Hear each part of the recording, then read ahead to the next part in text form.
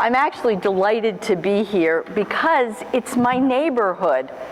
You know, usually I'm on an airplane the day before, I'm in a hotel the night before, I get up. This morning I got out of my own bed, I drove my own car here, and so it's fabulous, and I'm very delighted to be here. Let me get my technology clicker here. What I'm going to talk about today is appreciative leadership. How many of you do have the book and have been working with it? Okay, I told Tracy she needed to do the presentation because I have a feeling she knows what's in the book more than I do. But what I want to talk about today is this notion of a positive revolution. Thomas Jefferson years ago said, every generation needs a new revolution. Well, we certainly have had our share of revolutions in our past decade, if you will. But what I want to put forth is that every organization needs a positive revolution. And I'm going to talk about that from three unique perspectives. I'm going to give you a bit of an overview of appreciative inquiry. I'm going to talk about positive psychology and the strengths movement. So again, some morning exercise. How many people have done some experiments with appreciative inquiry? All right, a good handful of people. So for some of you, this is going to be a reminder and maybe a little spark. Hi, Maggie. How many of you are familiar with the strengths movement and have read the Gallup work or know your 5 signature strengths? Great. And positive psychology. How many here have read Barbara Fredrickson's new book, Love 2.0? All right, I'm going to talk about each of those 3 areas a bit and then draw from it into leadership. So let me start with appreciative inquiry. This is a story that some of you may have heard, may not. It doesn't come from your work. It comes from the world of business and customer service. But I find that it's a useful story to kind of make some of the important points about appreciative inquiry. So a number of years ago, BP decided to open a series of automobile repair shops in the United States. They were in the Midwest.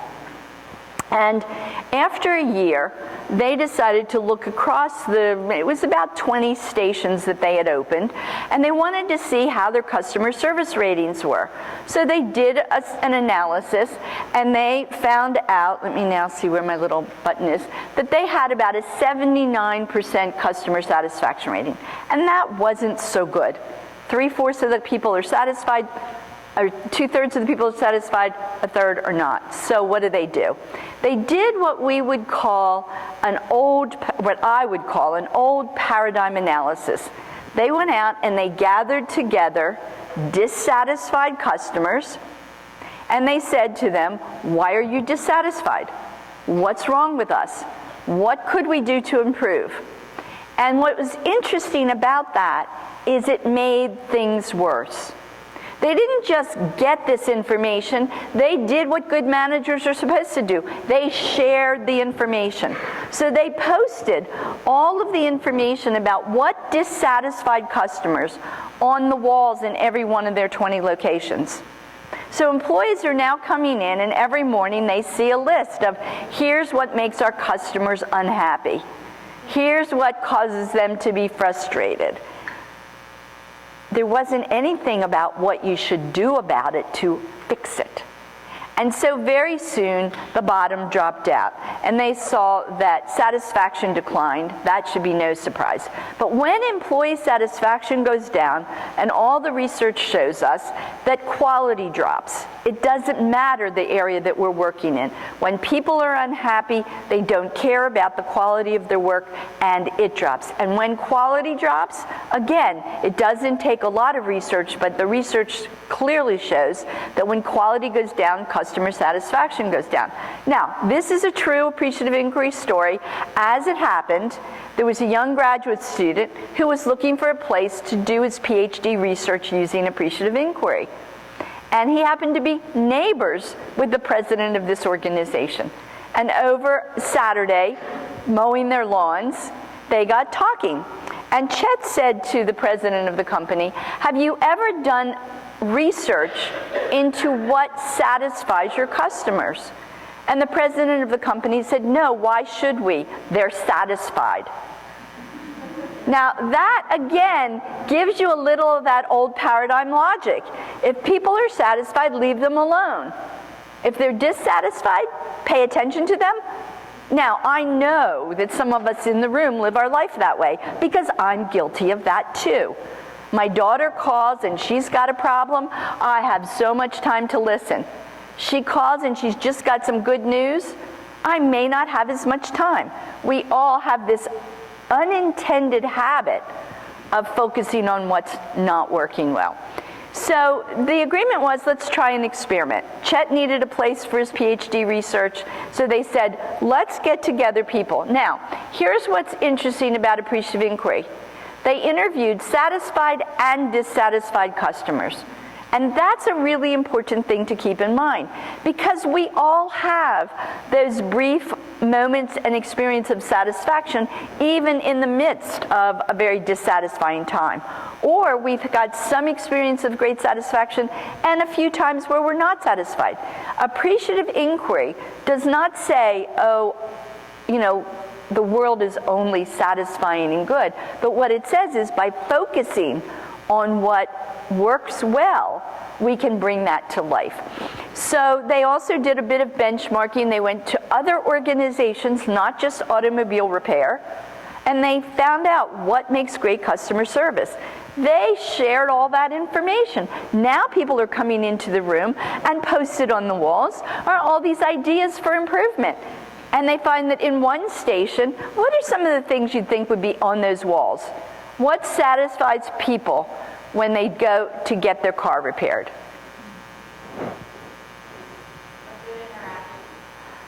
A good interaction with whoever's serving them. What else? The questions get answered directly, promptly. Car is done. The car is done and it works. It doesn't have to come back. Price. Now here are some of the surprising things. Do you know that the quality of coffee in the waiting room made a difference? Do you know that how clean the bathrooms are made a difference? Yes, okay, a room that's predominantly women, we get that. So, but here's what happens. Walk in and in one station they go, how clean the bathrooms are. We don't even have a bathroom. We send people across the street to McDonald's. Oh, there's something we could do to improve. Coffee. Yeah, I think our coffee is lousy. I'd like good coffee too. There's something we can improve.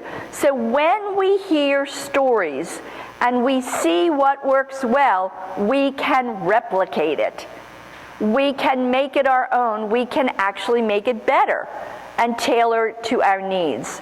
And so that ability to do what we call a root cause of success, really dig into why things are working well, gives us ideas for doing more of it and doing it even better. So within 8 months, customer satisfaction went up to 95%. A great story, but it gives you a little bit of an idea of what is appreciative inquiry. It's a philosophy. I like to say to people, again, old models of change are about trying to change people. And many of you know that. In your work, we say it's systemic. You know, how many people do I have to change before the system changes? Well, with appreciative inquiry, we say, believe in people and bring them together and let them change the organization. Let them change the way things are done.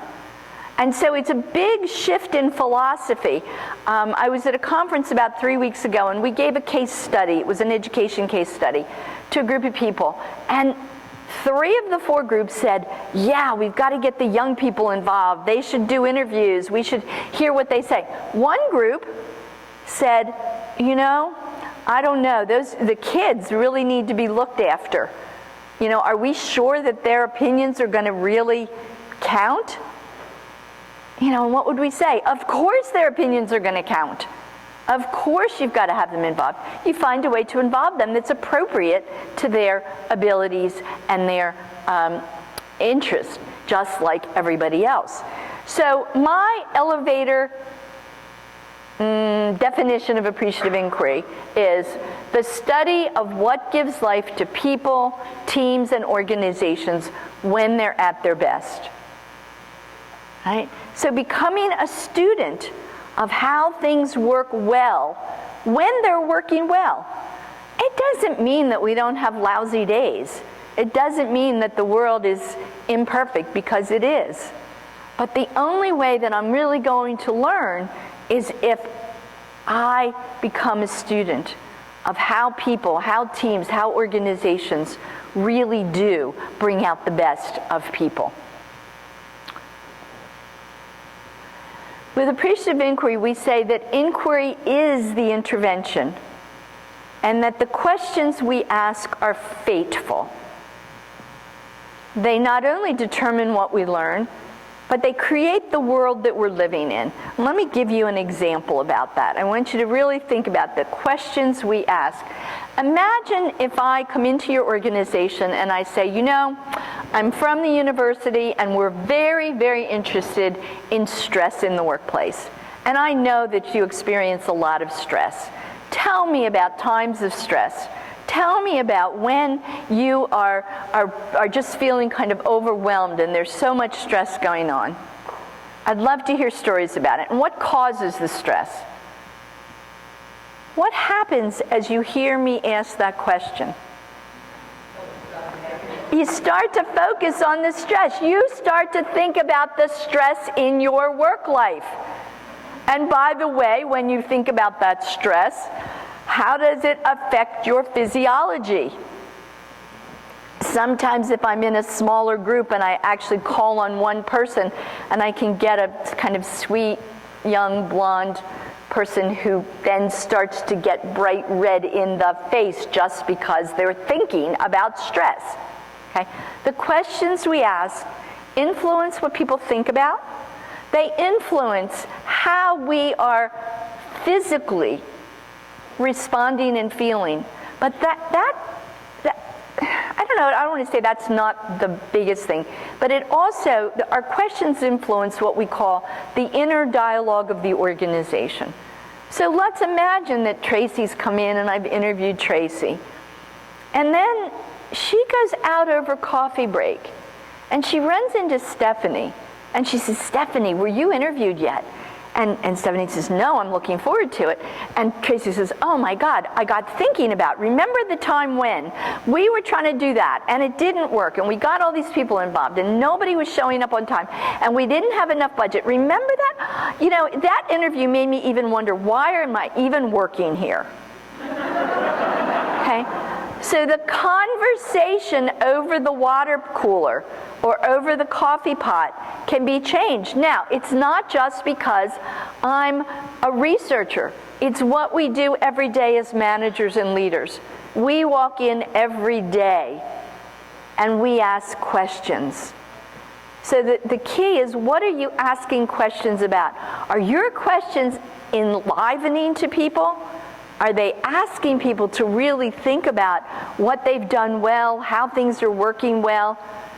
Are they inviting people to go out and over a pot of coffee say, wow, have you thought about this lately? Imagine if we were doing an inquiry into joyful productivity. Now, I've been using this example for a number of years, and I keep saying there are no books written about joyful productivity, and I'm waiting for somebody to write one. But imagine, instead, if I say to you, look, I know that you are working long and hard, and you care about what you're doing. But some of what you're doing in this room is some of the most important work, I think, in the world. Okay? And I know it's hard, but there are moments of joyful productivity. I am sure that you have all had those moments when you're sitting there, you're working, you're in a meeting, and you get your knitting done. And that's really fun. Or something happens. I know, I couldn't help it. I've got a couple of you, I'm so intrigued. So something happens that makes it really fun. Think about that. How many of you have stories of something like that? Yeah, you could all tell those stories. And then you start thinking, well, how do we do more of that? And you go out in the hallway and you start chatting. You know, I've been thinking, Maybe we ought to bring some more young people into our meetings because they ask the craziest questions. Or maybe we ought to do this. And you get more innovative. So the questions we ask determine what we learn, but more significantly, they create the realities that we live into. And that's what's so important about appreciative inquiry. In a large scale, we follow a process called the 4D process. And I'm going to talk about this in the workshop later today. But what we do is we say, start with your topic. Do you study stress or do you study joyful productivity? What's the topic of your inquiry? And then go out and discover the best. Find out lots of people who are doing it well. Collect stories of joyful productivity. And then envision your organization full of it. Envision a year from now when you win an award for fun in the workplace or the best place to work. Right? Imagine that.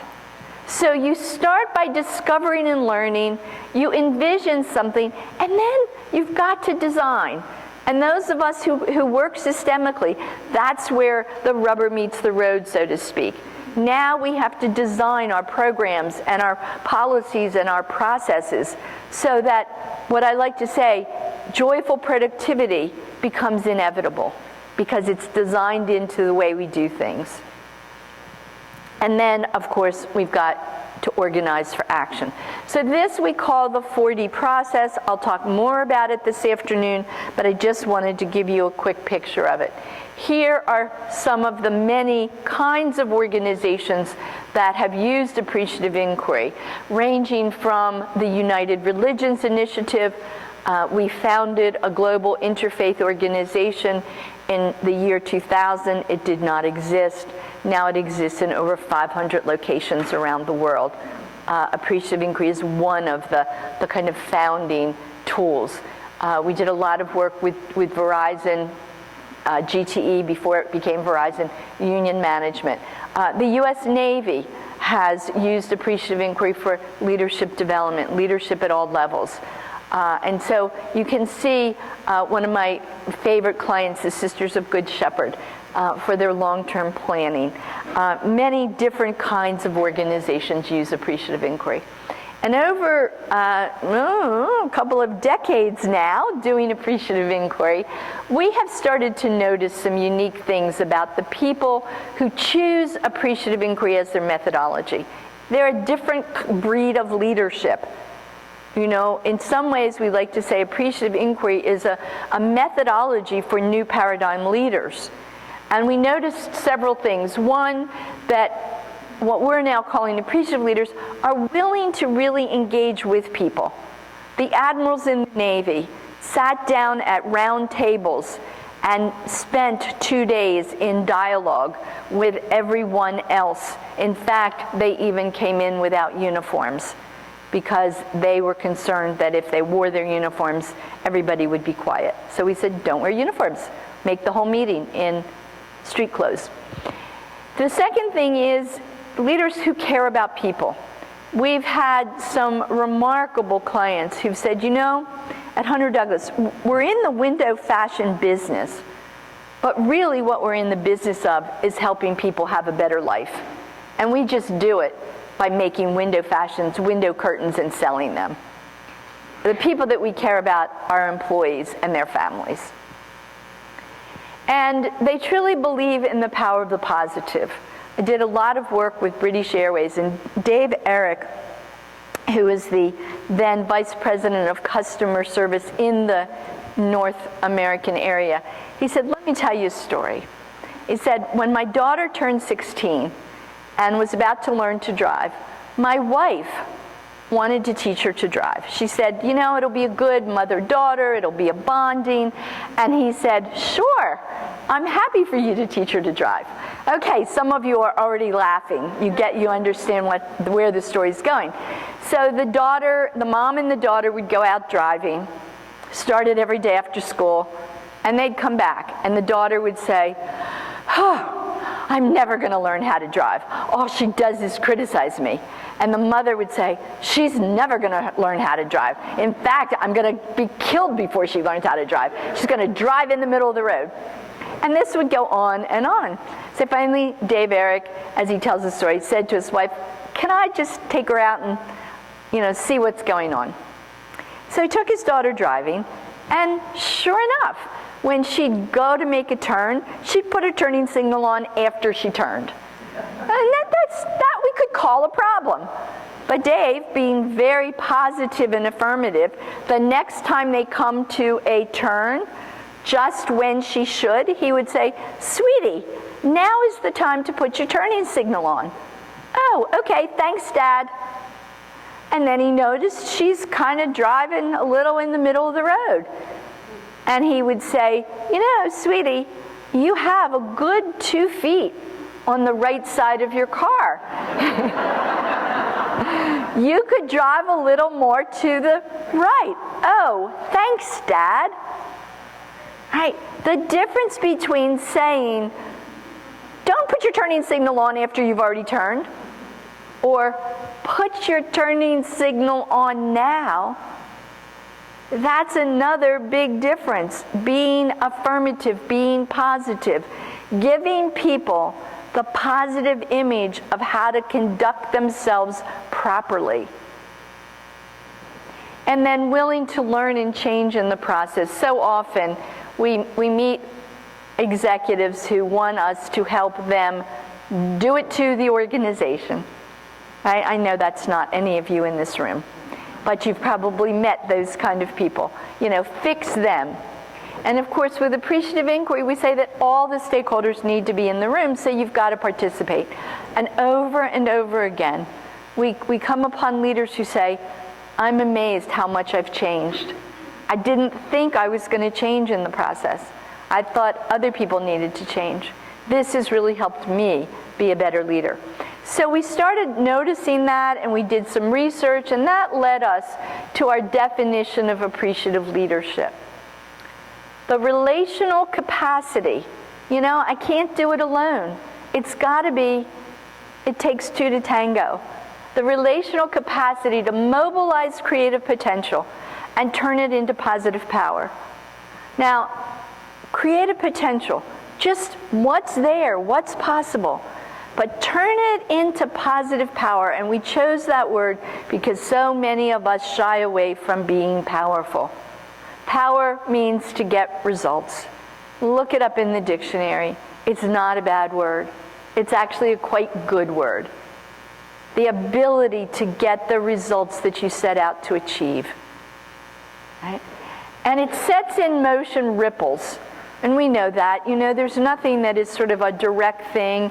It's like that conversation about stress or joyful productivity. It just keeps rippling. But it sets in ripples of confidence, energy, enthusiasm, and performance that makes a positive difference in the world. So appreciative leadership is really about how it is we come together with one another, really sense the potential and optimize it, build it into some powerful results. 5 strategies, and that's where I'm going to focus, and I'm going to weave positive psychology and the strengths movement into that. One more story. Client in Canada, over on the western coast, the British Columbia side of Canada. There's my geography. Shared this story with me. She said, Diana, I was invited to go out and give a speech. And I was going into a community that was very divided. It was the First Nations people and then the other people. And she said, I was going out to talk about health care for the community and how they could really provide services in the community. I was met at the airport by an elder from the First Nations community. And as we were driving from the airport to my hotel, he starts pointing out things along the way. He says, this is where we have these meetings, this is this. And she says, I noticed that we're driving along a river, and he's not talking about the river. So I said to him, tell me about the river and how it connects you. because the white people lived on one side of the river and the First Nations people lived on the other side of the river. And he said, oh, no, you mean how the river divides us. It doesn't connect us, it divides us. And she said, no, I mean how the river connects you. I'm curious, how does the river connect you? He got very quiet. He didn't say anything else to her. She was absolutely certain she had really offended this important elder. She walks in the next morning to the venue where she was speaking, and he comes up to the stage and says, I wasn't the one that was scheduled to introduce you, but I've asked if I can introduce you. And she goes, oh dear, now what is he going to say? And he gets up and he introduces her, and he said, I would like to introduce one of the wisest women I've ever met. And he tells this story, and he said, she asked me how the river connects us. Ever since I was a little boy, I thought about that river as the dividing line and all the ways the river separated us. But in order for us to be successful today in providing health care for all of our children and all of our people, we are going to have to start thinking that the river connects us. And so that's what I'd like to challenge us all to do today, is to think about the connections that we have. And I want to thank, our speaker. The power of one question. When you put your values into your question. So what makes a positively powerful question? It's absolutely value-laden. It's what you want more of. You need to become curious about what you want more of. And even if you know you're going against the dominant narrative of the community, that's where it gets really exciting. You know what the narrative is. You know what the story is. You know how they always talk about things. So what question can you ask that will help people think different? That will help them see new possibilities? Okay? I want to give us an example. So what you want more of, one of the things that I imagine you want more of in your work is collaboration across sectors. I imagine that all of you are working in domains where there are many different stakeholders, and collaboration is absolutely essential. So here's an appreciative inquiry question. Recall an experience of successful collaboration across sectors. It may have been among policymakers and service providers, or parents and teachers, within your agency, one school, or the whole community. I want you to turn to one other person now and interview them using this question. Now, it is not a break, right? This is an opportunity to experiment with an appreciative question. You'll have 4 minutes each person. So find a partner. One of you ask this whole set of questions. What was the situation? Who was involved? How did they contribute? In essence, you're doing a root cause of success analysis of successful collaboration across sectors. After you ask the question and your partner tells their story, change roles and do it the other way around. Clear directions, 4 minutes each way. It's going to be really fast, and I'll keep time. I'll tell you when it's time to change roles. Have fun with it. Yeah, so that was just a little taste of an appreciative question that's focused on something you want more of. You may have a lot of problems with it, but you want more of it. So you go out and you do a root cause of success analysis. So I want to now move from inquiry into the notion of inclusion. I read a wonderful quote 2 days ago, and I wish I had remembered who said it online. Everything comes across your desk. Diversity is being invited to the party. Inclusion is being asked to dance. Made sense to me, right? So in our work, we talk about inviting all of the stakeholders. and being willing as leaders to really sit down and learn. That one of my colleagues, Marge Siller, says, "Don't talk about me without me." And that is really at the heart of appreciative inquiry and appreciative leadership. I want to tell you a story about the Idaho State Department of Education. This is what we call an Appreciative Inquiry Summit. And every once in a while, opportunities like this come along, and we get to bring the whole system into the room. And that's really, what we're particularly good at doing. I got a phone call, and a young woman, or a young sounding voice, she did turn out to be a young woman, said, I'm in the Department of Education in Idaho, and we need to do an Appreciative Inquiry Summit. And I went, huh? Why do you need to do an Appreciative Inquiry Summit? Because you don't do appreciative inquiry just for the sake of doing it. It's usually something that is important that you want to accomplish. And she said, well, I work in Idaho, and we have one of the best schools in the country for students who are deaf and blind. And she said, a couple of years ago, one of our state congressmen made a comment, an off-the-cuff comment, and said, we ought to think about closing that school. We could probably save money and provide the services in another way. Now, that comment had unintended consequences. Like the whole community got nervous. Parents started looking to move their children. Teachers were saying, do I need to find another job? Is the school going to be closed?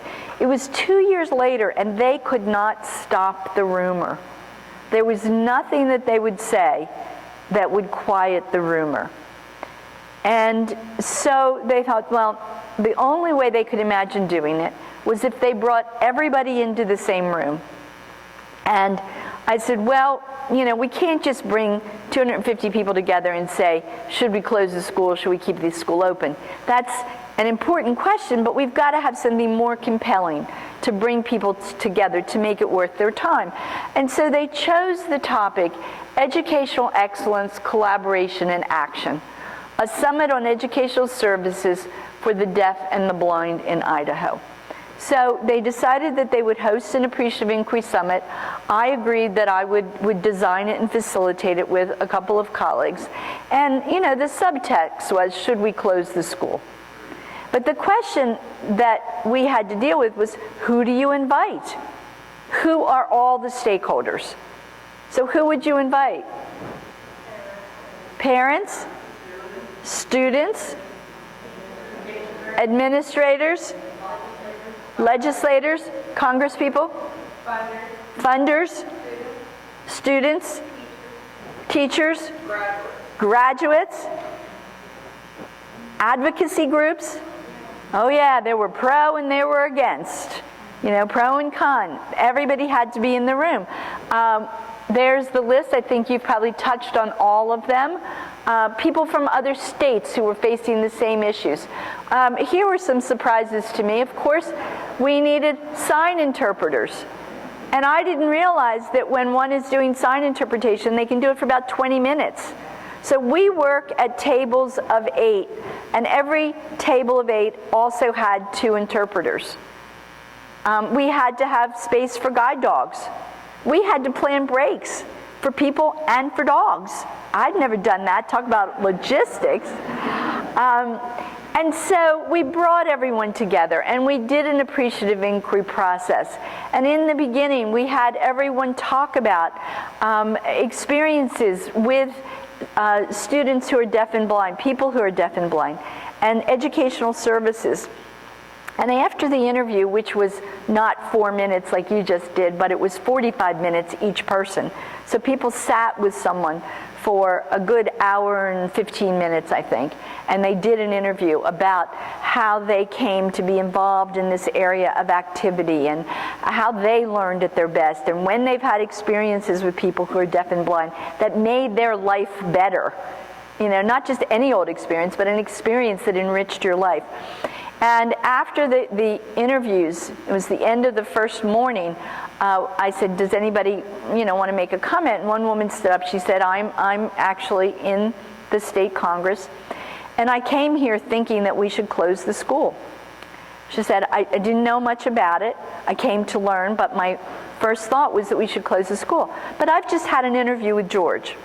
And George's wife went to the school. And George, as you all know, is one of our leading businessmen, and his business is da-da-da-da, and she's talking about George. And George told me that the reason he could marry his wife is because she graduated from the school. Not because she learned to read and write, but she learned life skills. She can keep a house. They have children. She can do all of those things because of the school. I have to say to everybody, we've got to keep the school open.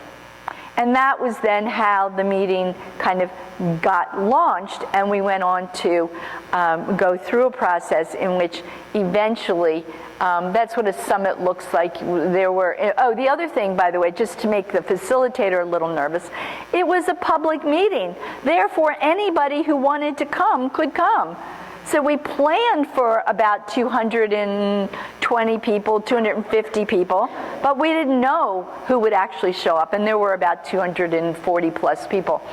And in the course of the meeting, the groups organized to talk about the kinds of services, and then at one person, somebody said, I thought we were going to vote on the school. And I looked down as I would look at Tracy, who was my client, and I said, what do you think? And she looks at her colleague next to her, and they said, okay. So we kind of stopped everything in the moment.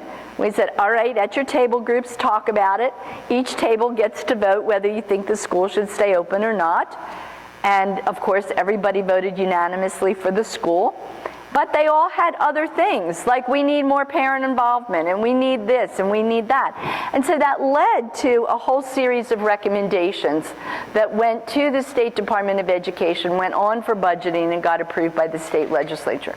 So in this case, we had everybody in the room. And they were able to make some decisions about the services that they wanted to continue providing and services that they wanted to begin doing new. And it was an extraordinary process. So I wanted to just share that one with you, because inclusion can be something small in your day-to-day work. One of the questions you ought to just be asking, who else needs to be here? Who else needs to be in this discussion? Who else needs to have a say in this matter? And make the distinction between some people you just want to get their input. They need to have a say. They need to be. And some people actually have to be in the decision. So it can be really helpful as a leader if you learn to make that distinction. Who are the people who need to have input? But they're going to honor that you make the decision. But then there are other people who need to be in that decision. Okay?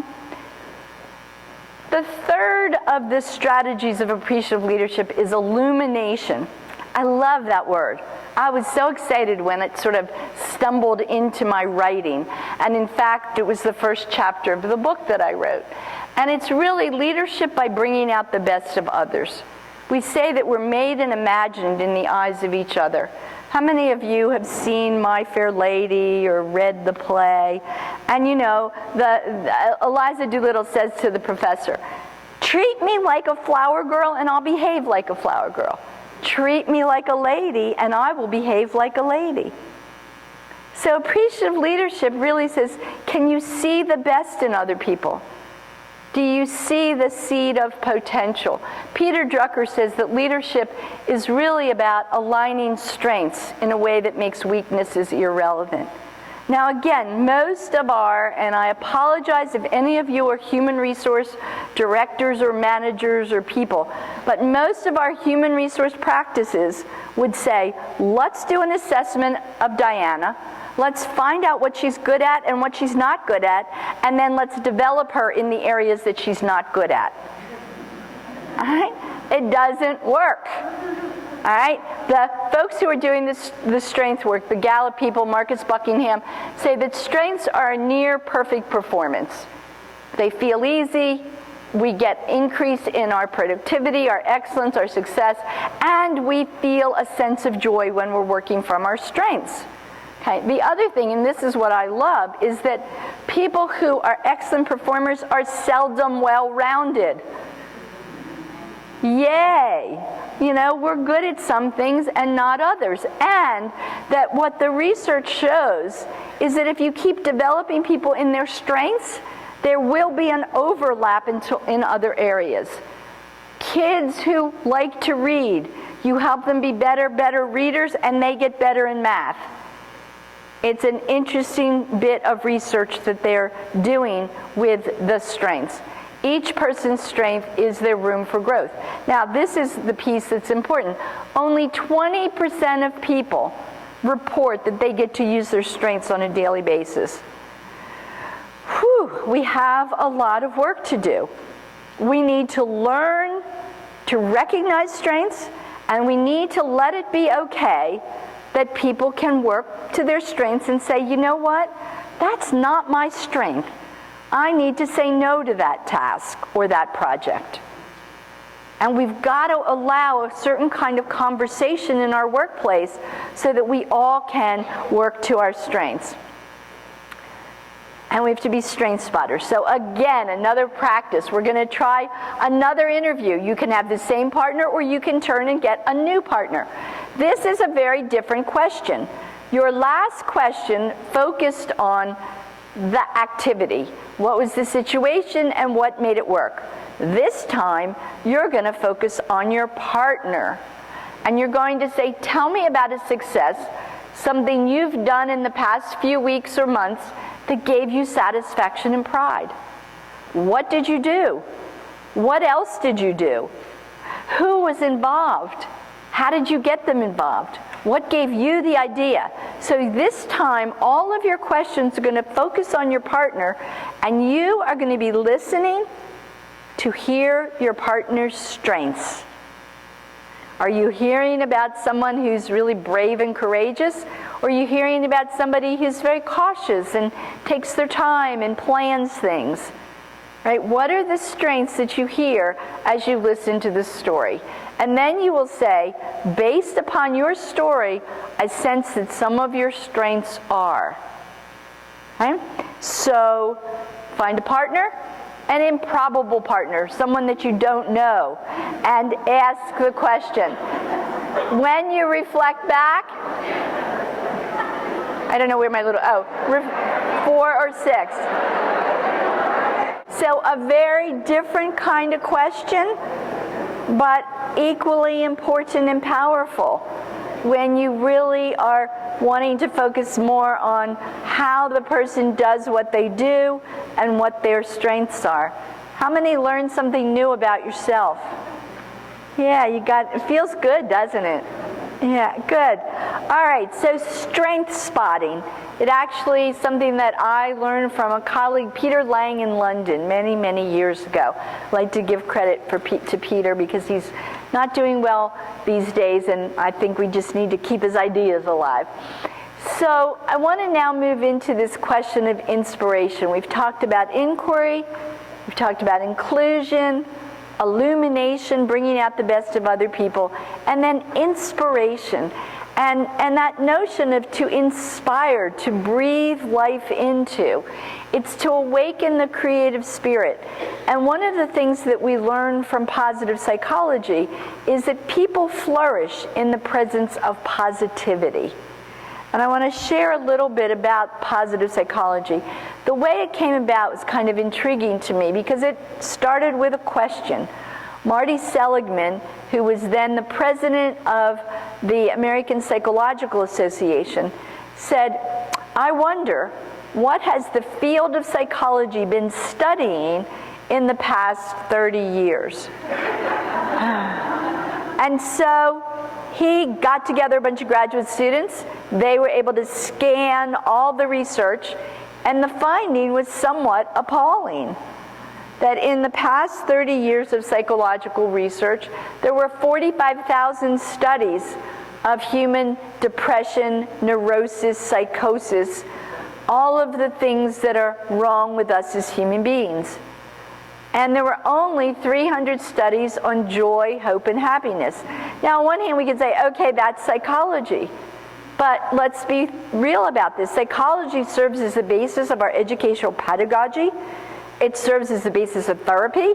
We go to therapy, pay a lot of money, so that somebody can help us not be broken, as opposed to have a model of what a healthy human means. And so Professor Seligman said, I'm going to dedicate my tenure as president of the American Psychological Association to the creation of positive psychology, and really restoring psychology back to its initial roots, which was about understanding the well-being and the spirit of the human being. And in the course of doing that, one of the people who got a very early, very significant grant is a woman who is also in North Carolina at the university in Chapel Hill now, Barbara Fredrickson. I highly recommend both of her books. Her first book is called Positivity. Her most recent book is called Love 2.0. And in her research, she began asking the question, what happens when people are in the presence of positive emotions? And in her first book, she kind of defines positive emotions and tells you about a lot of them. And she discovered several things, and she calls it her broaden and build theory. Now, we're familiar with this. From experience, we know if we're in a situation that is scary and critical, what happens? We tighten up. It's the fight or flight. If we feel safe, if we feel invited, if we feel appreciated, we get bigger and we get more creative. So what her research finds is that positivity broadens our attention and our thinking. It does open us up to consider more alternatives and creates a bigger thinking pattern. It undoes negative, lingering, emotional arousal. And the only way I can describe that is, you know how I'm like a perfectly functioning 64-year-old person, and I go to visit my mom, and within about 2 days, you know, that's lingering negative emotional arousal. I get to be about 14 years old again. And actually, that doesn't happen anymore with my mom. But, and what she says is, it's not that I need positivity in that case from my mom. I just need to be in a positive environment, and it builds my resiliency for any kind of situations. And so it builds our resiliency for change. So positivity matters. And then she went on to do another phase of research. And she said, let's take a look at some of the stuff that we want in the world and in the workplace. And what does it correlate to in terms of positive emotions? And so again, her research says, if we want innovation, we have to have joy. How about that? We've got to play, we've got to experiment, we have to have imagination. That innovation, you don't think yourself into innovation. You play yourself into it, or we play ourselves. That if we want achievement, you gotta have optimism. You know, how many times do we hear, you can do it, come on, it's okay, keep going, you'll do it. Achievement, optimism, opportunity, confidence, and perseverance. If we want new knowledge, yeah, we have to be interested. So it's a really important body of research because, quite frankly, I think it shows and it substantiates some of the things that we've known intuitively for many, many years. But it's really quite stunning. Now, she and a number of people have done research in what's called a positivity ratio. So it's important that we're around positivity. How much positivity? Can you get too much positivity? Is there too little? And what the research in Barbara's lab, a group of people in Chile have been researching teams, and then the Gottmans in Washington doing research into marriages. They all seem to say that people thrive, we flourish, when we're getting about 5 positive to 1 negative. So it's not saying don't say the hard stuff. Right? But it is saying that we need to be in an environment that is more positive than negative. Fredrickson's research says, you know, all the way up to kind of an 11 to 1.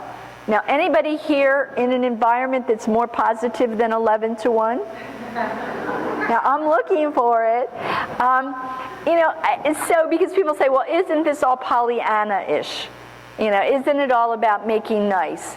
Well, think about, again, the driving lesson. What is positivity in that? It's giving somebody a clear direction on how to succeed. So positivity isn't just nice job. It's creating an environment where people are recognized for what they do, they know their strengths, and it's clear what they can do to perform well. And so there's a lot of ways to look at positivity. The Gutman's Research in Marriages, their book is called Why Marriages Fail and Why Marriages Succeed. And they bring people into their labs, and they find that the thing that makes a difference is the way people talk to each other and about each other. That when couples talk about their marriage 5 times more positively than not, they tend to have a long-term successful marriage. So, important research. Another story you may have heard, but it's one of my favorites, so I just want to share this with you. It's a tale of 2 wolves, and an elder Native American grandfather decided it was time to teach his young grandson about life. And he said to his grandson, inside each of us there are 2 wolves. And one of the wolves is a hungry wolf. That wolf is mean and greedy and nasty and sometimes hurts other people. And the other wolf is a happy wolf. And the wolf is kind and considerate of others and shares. And we all have this struggle in us. We all have these 2 wolves. And the little grandson looked at his grandfather and he said, "But which one wins?" And the grandfather said, "The one you feed." So I want to suggest a way for you to feed your own positivity. And I've been doing this experiment lately with a friend of mine who called one day, and she was just having a hard time. She called again, and she's having a hard time. And I thought, now this is a person I really love, and I'm getting real tired of hearing all the problems in her life. So I called her, and I said, I have this idea. I want to be appreciation buddies. And so once a week, we call each other just to say something positive. She'll call and she'll tell me something she did that she wants recognition for. I'll call her and tell her something I did that I want recognition for. And we'll give each other recognition.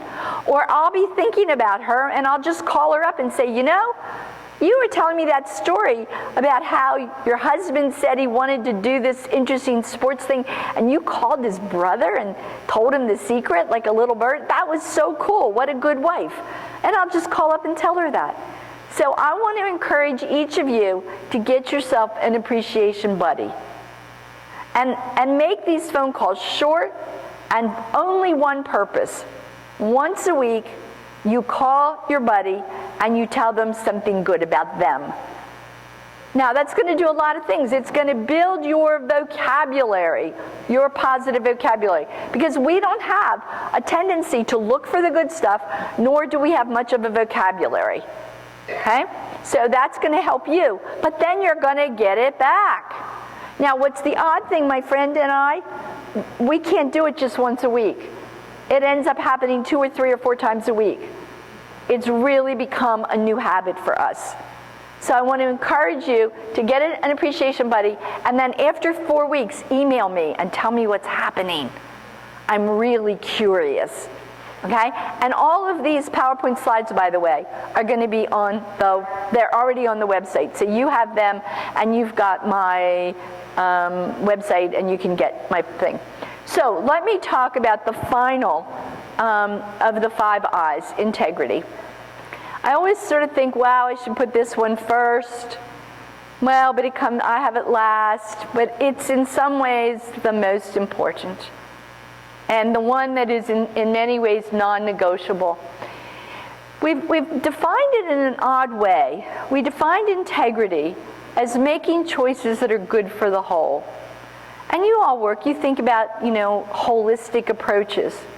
The whole child, the whole school, the whole community. So I'm a word person. I started to look up the word integrity. And there's this interesting play. Integrity is integral. It's wholeness, it's whole. But wholeness is about healing. And healing is about holy and sacred. And so when you sort of really settle into what leadership is about, it's a sacred trust.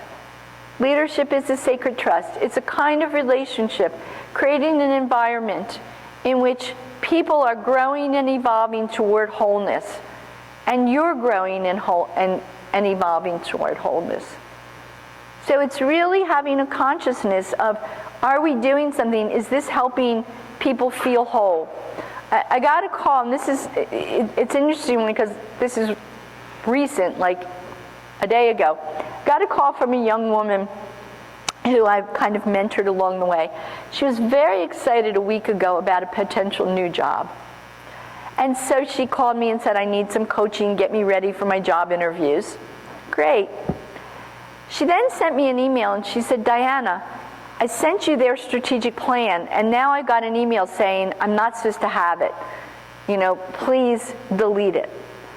Okay, I hadn't read it, but that's not a problem for me to delete it. She calls me and she said, I went in for my interview. And I was met by Debbie. I'm going to try to camouflage the names. And I was told that I wasn't supposed to have the strategic plan, and so please don't talk about it. I go in to meet with the CEO, who would be my potential boss, and he's trying to find his copy of the plan so he can tell me about it. And he's looking really foolish because he can't find what he wants, and I already know what he's looking for. Now, we laugh about that. She said, but the interview did not go well. Yeah, I guess not. So I listened, and all I could hear was her describing them. And I don't think I could work there, and this is what they're doing, and I don't think they want what I... And all I could hear was, she's out of integrity. She's lost herself. Of course she did, because somebody's keeping secrets.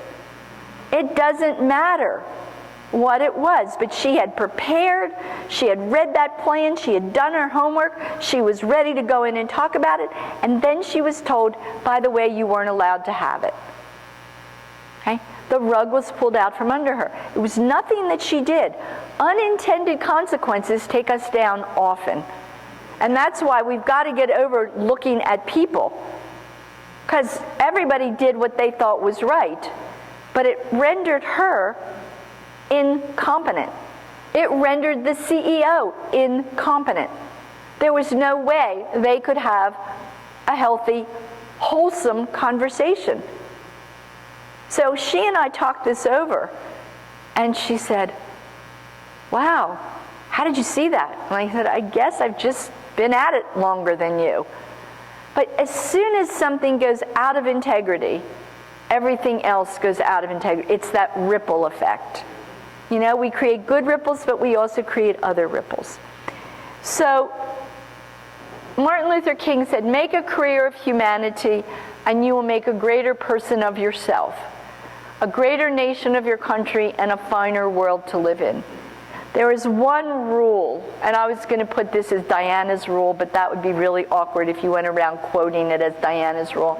But this is the guiding principle for integrity and appreciative leadership. Take care of yourself so you can take care of other people. That is the most important thing. When you are in your center, when you are in your wholeness, then you can help other people grow toward wholeness. But if you're not there, no matter what it is that knocks you out of your center, then you can't help other people get there. So the most important thing is to take care of yourself. Give yourself time for what you need. Take the time if you need to learn, if you need to be quiet, whatever it is. That, to me, is the way that we can be powerful as leaders and recognize the potential in other people is when we're in touch with our own positive potential. So in closing, let me just summarize the 5 things I've talked about. First, ask positively powerful questions. Invite participation, inclusion, improbable people. Include the people that you might not normally include. Be a strength spotter. Listen for the next day here at the conference as you hear people talking. Think to yourself, oh, I can hear their strengths. Maybe tell somebody what you've heard. Maintain a 5-to-1 positivity ratio. You know, on my good days, I can do that, but then there's those other days, you know? So be reflective of yourself, and most important, attend to wholeness, your own and everyone else's. So we have a few minutes, and I could take a couple of questions, and then we're going to do a book signing. So thank you very, very much.